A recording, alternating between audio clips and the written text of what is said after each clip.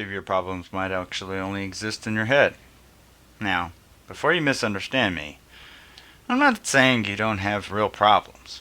I mean, yes, you could be facing real financial pressure or real conflict, real loss, real responsibilities, real health concerns, real decisions that require real prayer, real wisdom, planning, counsel, and action. And I'm not telling you to ignore reality. I'm asking you to examine how many additional problems have you created by reacting to fears, assumptions, and imagined outcomes as if they're proven facts. I mean, how many conversations have you had in your own head that never happened? How many times have you decided that somebody was upset with you without ever actually asking them? Or how many times have you felt the pain of rejection before anybody's ever rejected you? How many times have you experienced failure before you even ever attempted to do the thing that the Father called you to do? The event may not even have happened, but your response to it's real. The fear's real, the exhaustion, the offense, the avoidance, the procrastination, the missed opportunities, those are real. And you can spend today's strength fighting a battle that only exists in your imagination. Because, well, you may not have a discipline problem or an information problem. You may not even have a clarity problem.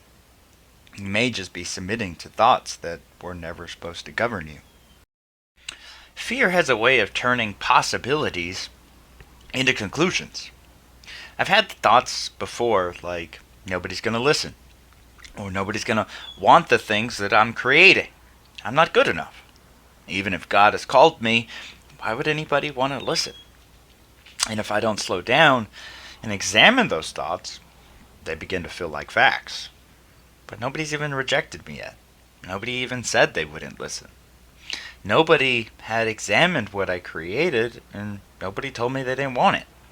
In fact, I was simply responding to not actual rejection, but the rejection that I imagined. Fear took something that might actually happen and present it as something that would happen. Somebody might not listen became nobody will listen. Somebody may not want this became nobody will want this. I still have room to grow became I'm not good enough to do this or that. And can you see what happened? Fear took the possibility and then turned it into the conclusion, and then used that conclusion to give me commandments. Don't do this, don't do that, don't do this, do that, procrastinate, don't record it, don't publish it, don't make the offer, don't start the business, don't have the conversation. Wait until you feel more confident. Wait until you know all the answers. Wait until failure isn't an option. You see, but none of those commands came from God. They came from the future that I was imagining that was causing conflict inside of me. And that's why this matters. Your thoughts are not passive when you allow them to govern your decisions. They can become instructions that compete with your very obedience. Philippians chapter 4 verse 8 tells us, "Finally, brethren, whatever things are true, whatever things are honest, whatever things are just, whatsoever things are pure, whatsoever things that are lovely, whatsoever things are of good rapport, if there be any virtue, and if there be any praise, think on these things." Notice where Paul begins this entire list. Things that are true. He doesn't tell us to think about everything that could possibly happen. He doesn't tell us to build our lives on everything that we fear might happen. He directs our attention towards what is true. That gives us a simple yet powerful question. Am I responding to what is true? Or am I reacting to what I am imagining? You see, the truth may be that you need to have a difficult conversation. And the imagination says, I already know how they're going to respond. The truth may be that the offer needs improvement. Your imagination says, nobody's going to want the thing that I create. You see, the truth may be that you made a mistake. And your imagination says, see, this proves that I'm a failure. But the truth may be that somebody just hasn't responded yet. The imagination's going to tell you they're ignoring you because they don't respect you. Truth may be the Father's called you to steward something. But the imagination's going to say, if I can't obey until I know it, blah, blah, blah, then... But you see, renewing your mind is not denying the facts. It's refusing to add a conclusion to the fact. It's learning to separate what has happened from the story that you told yourself about what's happening so that you don't already decide what's going to happen. And this is why in 2 Corinthians chapter 10, it tells us this. Though we walk in the flesh, we don't war after the flesh. The weapons of our warfare are not carnal, but they're mighty through God, to the pulling down of strongholds, casting down imaginations. Every high thing that exalts itself against the knowledge of God, bring it into captivity, every thought to the obedience of Christ. You see, a lot of people quote, take every thought captive. But that's not where the verse ends. It doesn't end with captivity. It says that we bring the thought into captivity to the obedience of Messiah. The goal is not to just wrestle with the same thought all day long. It's not to sit there saying, I shouldn't be thinking this, and I shouldn't be feeling this, and I shouldn't... While the thought continues and is giving you commands, you capture it so that it can no longer just move around freely. You identify it. You expose it. You test it. And then you make it submit to the truth and the instructions of the Messiah. You see, a captive thought no longer lets to give you the commandments. It now has to receive its commandments from the Messiah. So when the thought says something like, nobody's going to listen, I don't have to replace it with everybody's going to listen, because, well, that's not necessarily true either. But a biblical mind that is being renewed is not necessarily replacing negative imagination with a crazy positive one. The obedient truth says, I don't know how everybody's going to respond. Some people will listen, and some people may not. And their response doesn't need to determine whether I obey. The Father has called me to steward it, He's called me to create it, and so my responsibility is to produce it, to faithfully steward it, and let Him govern the outcome. Now, that thought is now serving obedience instead of resisting it. When the thought says, nobody wants what I create, well, the truth is, I don't know that yet. I need to clearly communicate what I'm doing, put that in front of other people, listen to their response, and then improve it when necessary. Now I can properly act, right? Well, when the thought comes and says, I'm not good enough. When the thought comes and says, some other weird thing, the truth is, I'm still growing. And the Father doesn't require perfection before obedience. I'm responsible for being faithful with what He gave me today. Now the thought is no longer governing me. It has been brought into obedience. So let's make this practical. When you notice that you are overthinking, walk through these 5 steps. Step 1. Name the thought. Don't settle for saying something like, I feel weird or I'm overthinking. What are you actually telling yourself? Finish the sentences. I'm afraid that... ... I'm assuming that... ... I've already decided that... ... You see, vague fear is difficult to examine, but a named thought can be tested. Maybe the thought is, if I create this or publish this, people are going to criticize me. Good. Now we have something to deal with. Step 2. Separate facts from truth.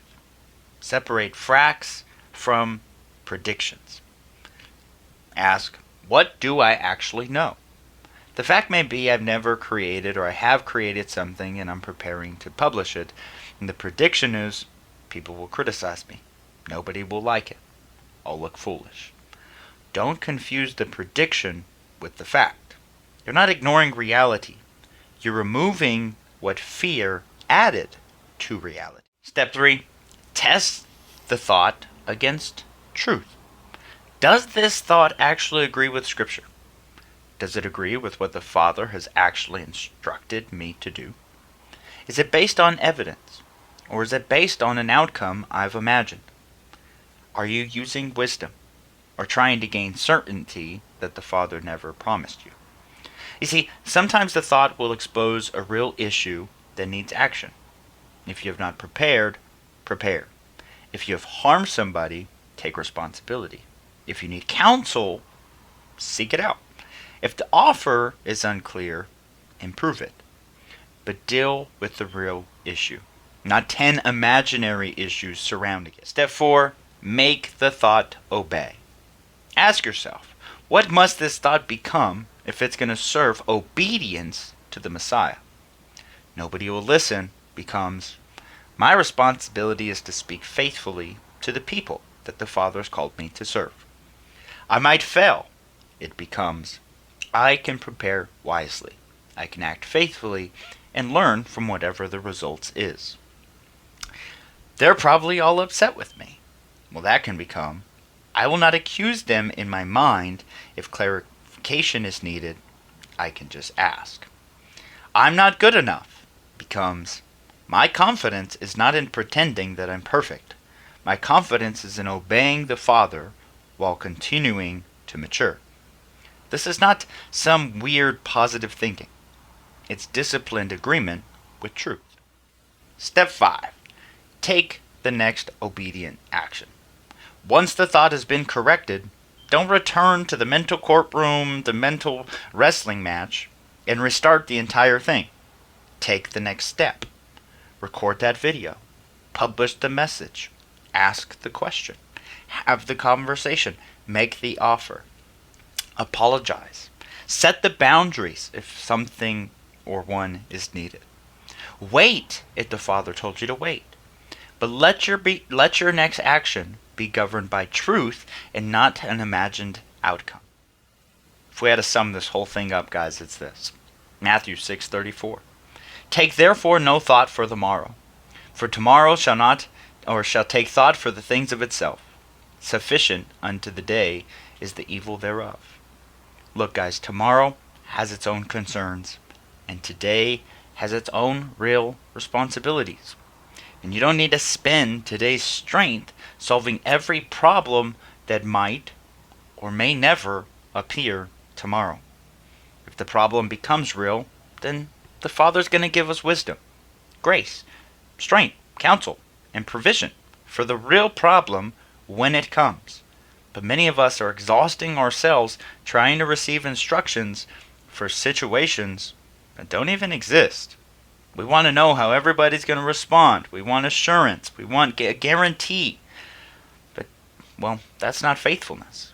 That's an attempt to control the outcome before ever taking the faithful step that He called us to take. And, well, we don't need to control every possible future. We need truth to be present and the courage to take the next step. So here's what I want you to do. Identify one problem that you've been carrying in your mind. Not 5, just 1. Write down exactly what you have been telling yourself about it. Then divide the piece of paper into 2 sides. One side write what is true. On the other side write what is assumed or imagined. And be honest.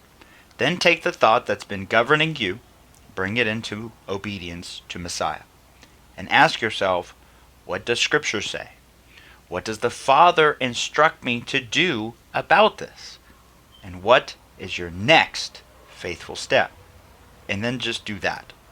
Not because you know how everything's going to turn out, but because obedience does not require control over the outcome.